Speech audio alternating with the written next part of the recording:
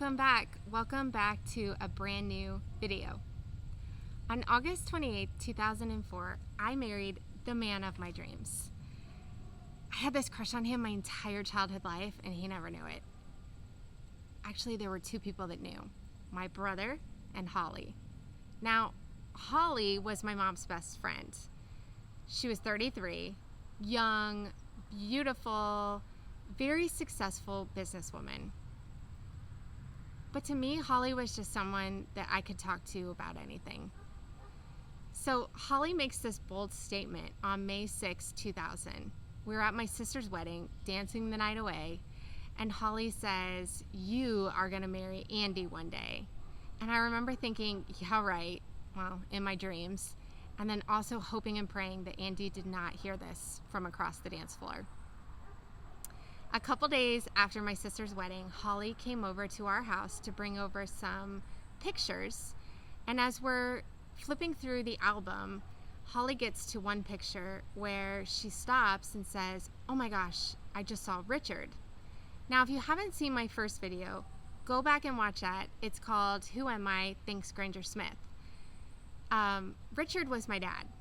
We didn't really think anything of it. And as the night went on, Holly just told me that she was proud of me, and she wanted me to continue pursuing my education with teaching, and that she was going to email the director of her son's school to see if she could set up a job interview for me for the following week. She also said to me, as she's giving me a hug with this kind of classic Holly noise that only Holly can make, I guess I can try to attempt to do it, where she says, "I wasn't wrong, you are going to marry Andy one day." Little did I know that that would be the last time that I heard that classic Holly noise, because the Lord took her home sometime that night while she was sleeping to be with him in heaven. Sorry. Elena, stay with God and he will stay with you forever. Psalm 73:26 says, "My flesh and my heart may fail, but God is the strength of my heart and my portion forever." Holly was right. I did marry Andy 4 years later. I guess she knew something after all. So our wedding weekend was the only weekend that there was not a hurricane that was brewing somewhere in the Gulf. We went to the Keys for our honeymoon, and our honeymoon got cut short due to another hurricane coming, and my husband also had to check into basic school in Quantico, Virginia. I remember there was 1 week shortly after we got there where my husband had to go out for training, where we had zero contact for a week. So I joined a Bible study where I would possibly meet a bunch of other newly military wives. And we met for lunch, and I remember as the waiters are bringing our food to our table, the smells just made me sick, made me feel like I was going to throw up. We were expecting our first child. I guess there was something in the water in the Keys.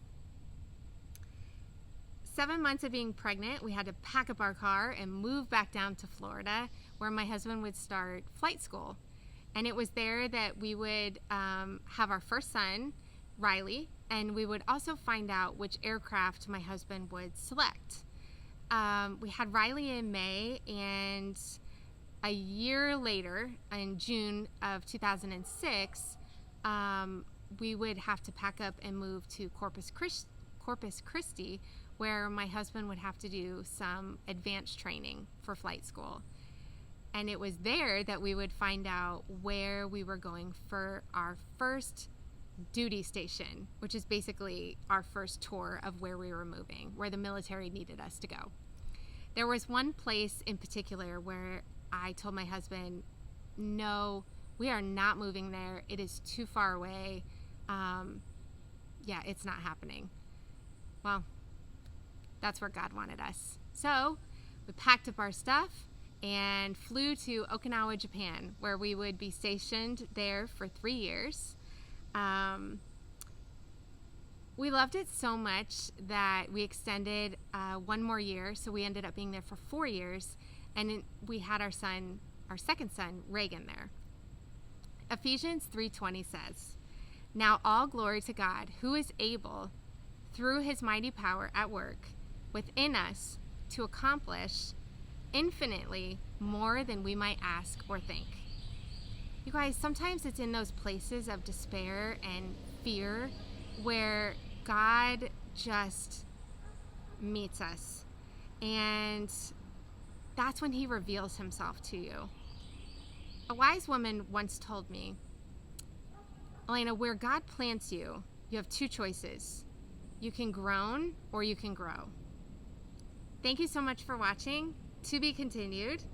To God be the glory. Bye.